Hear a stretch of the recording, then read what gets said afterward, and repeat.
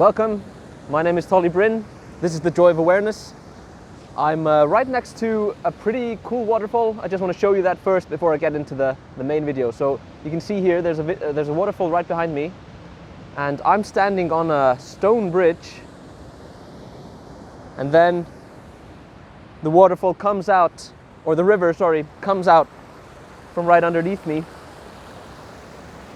Don't know how well you can see this. There it is. You kind of see it going in there. I think it's pretty cool. And you can see it pretty well. Like, I'm gonna go right next to the waterfall now. And you can see like the water kind of flushing down like a toilet. It's pretty weird actually. Wait, just a second. I hope you can hear me all right. It's pretty loud around here. I just want to really show you this. It's so weird. Take a look at that. There's a waterfall. That's where the river's going. Yeah, thought I'd show you that. Thought it's really cool. But anyway, apart from this natural wonder, this weird place, I just wanted to make a video. I'm thinking of calling it The Nature of God and the Power of Prayer. And the reason for that is it's twofold. Like there are a couple of things that I've been thinking about a lot, and I hope you don't mind me just kind of walking and talking here. Might be a bit winded, but that's fine. The first reason is that I've been getting back into prayer after quite a long hiatus, I think. Yeah, it's been quite a long time since I've been praying at all. It's probably been like a year since I've been praying, like seriously. And it just kind of reminded me, because I've been getting back into it now, been getting back into finding a connection with the divine, so to speak. And I just started remembering how much I was actually praying during my period of fasting and my period of fasting and healing in 2019. And it's weird. It's something that I somehow seem to forget a little bit every now and then. But the fact is, in the summer of 2019, when I did my 10-day fast and all of the other long fasts that I did during the summer, healed myself from a plethora of autoimmune issues. And if you're if you're interested in healing yourself, I've got all these free videos right on my channel where I talk about how I overcame topical steroid withdrawal, TSW, and a lot of other autoimmune issues. So if you're dealing with any kind of autoimmune issues or any issues at all regards to your health, I'd really recommend checking that out, because that can really help. And for me, for instance, it fully healed me and fully cured me of something that was deemed to be incurable for my entire life. Supposed to be chronic. All of the doctors I spoke to, they said, you'll never be rid of this. You just have to take our drugs. If you're in a similar position to me as I was back then I highly recommend checking out my old videos and checking out that protocol.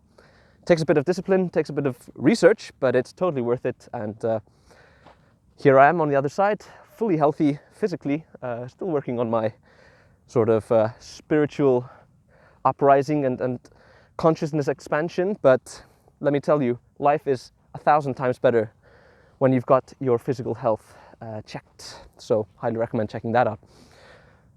But as I was saying,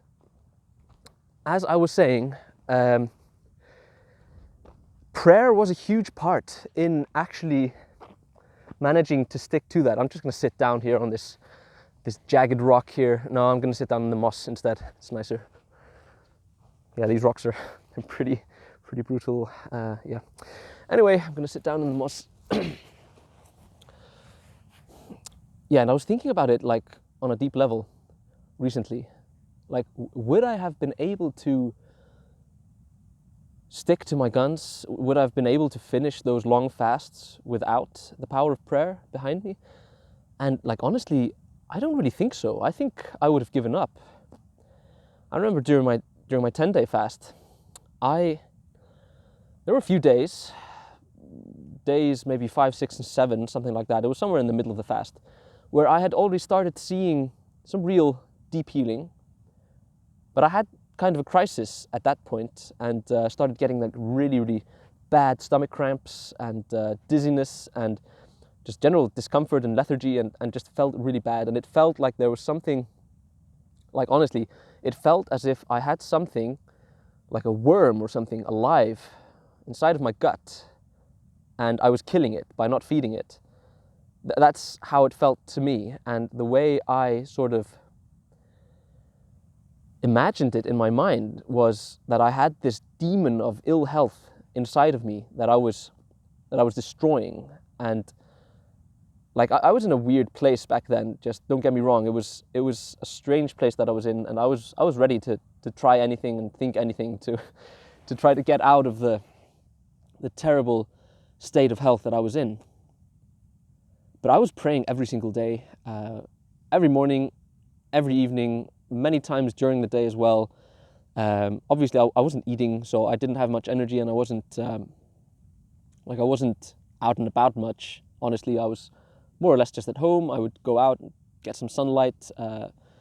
Later on during the first fast, I would get into the sea, get some salt water, get some more sun, and that was amazing.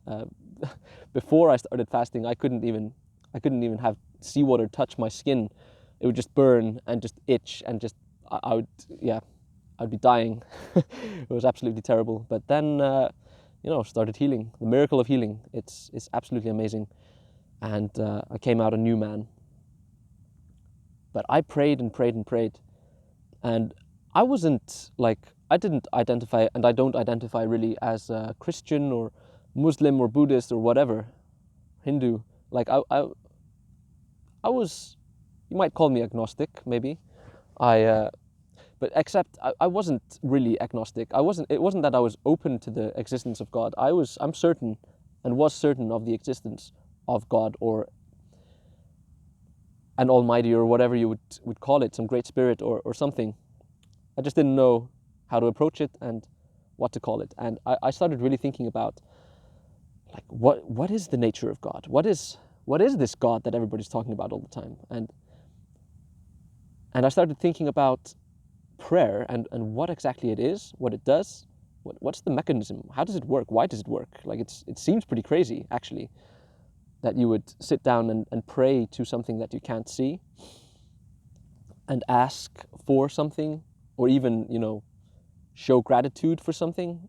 It seemed kind of strange to me at first when I was thinking about it, but then I kind of realized that it doesn't really matter how you approach it. It's the divine is within you, and the divine is without you. It's all around, and whether you think of it as you sort of affirming what it is that you want, what it is that you don't want through prayer, like, please God, save me from this horrifying illness that I'm dealing with, give me the strength to get through this long fast that I'm doing, and may I heal on the other side, stuff like this. Does it really matter whether you're talking to something up there, God in heaven, or the heaven on earth within? I don't think it matters at all. And I kind of realized that it's more or less the same thing. It doesn't really change anything. The power of prayer doesn't change either, and that's what I found pretty weird. In fact, I found it like incredibly interesting that I started praying for the first time just heavily. Like, I was praying all the time. It helped me feel a little bit better. That was one part of it. But I was also like genuinely curious, like, is this as powerful as people say? Will it help even though I'm not, affiliated with any specific religion or anything like that? Like, will it help even if I'm not sure if it works or not, if I'm just being insane or whatever? And the fact was, it really worked. It really worked, and it gave me the strength to get through the absolute most difficult period of my life, and the most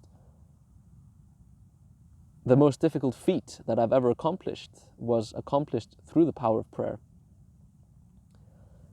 And what that means to me, it tells me that I managed to tap into some divine consciousness that aided me in reaching my goals for health.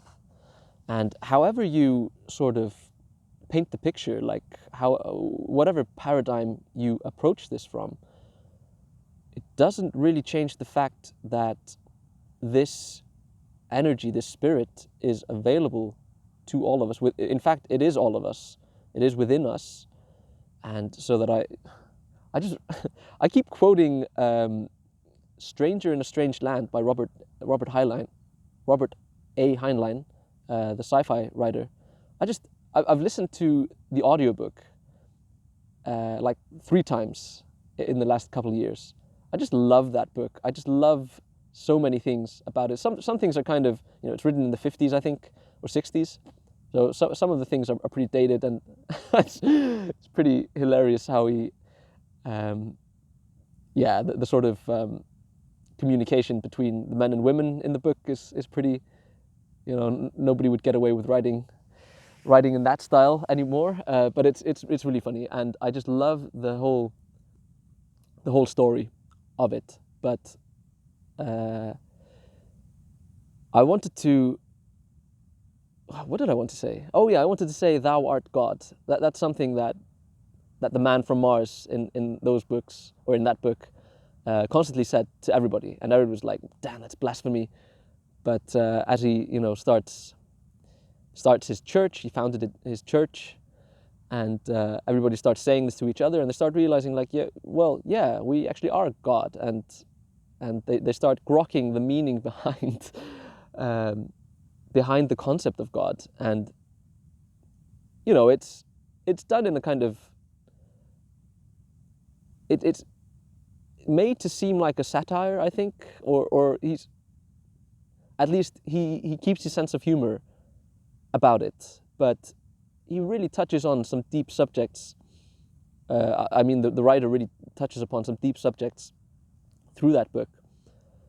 And this "Thou art God" concept is just, it hits the nail on the head. And obviously Robert A. Heinlein wasn't the first person to I don't know, to think about God in this way. Like, this is an ancient idea. I don't know where it came from first, but it's to be found within all mainstream religions, and probably all sort of faith systems around the world. And I mean, I can remember hearing spoken of the 10,000 faces of Shiva, the spark of God within all of us, and all of this stuff. Like, this is some profound stuff, and it's really, I think it's really, really useful for those of us who are seeking to break free from the dogma and the just ridiculous nature of so much of mainstream culture. Not to mention, like, if you're trying to break free from your doctor, from the medical establishment, you want to stop taking the pills that they're pushing, you want to heal yourself from within, then I believe this is something that is just incredibly valuable. And like I said, like, I'm not sure I would have been able to get through the long fasts without some semblance of, just faith and sort of divine presence. And I'm not going to speak for everybody, obviously. I know there are people, there are probably atheists out there who have finished long fasts, and just good for them. And I'm just bringing my own 2 cents here to the table. And, whether or not you can do it without praying doesn't really change the fact that prayer was incredibly beneficial to me during that time. And I just started thinking about it a lot recently, because like I've been talking about in the last videos that I've been doing, I'd kind of lost touch with what it was that I wanted to do in life, and just what was the purpose anyway? Like, why did I fast? To heal myself? Like, and prayer and this connection with the divine, this is a very potent way to, find the path again. And I think that's probably the most powerful thing that you can take from this video, the most powerful concept. You need a path. Like, as human beings, I think we need a purpose and a path. We need to feel as if we are creating something, accomplishing something. And no matter what, how that manifests itself, I just believe we're so infinite, and so infinite, that's kind of an oxymoron, but we are infinite. We are these infinite creatures or entities or spirits or whatever.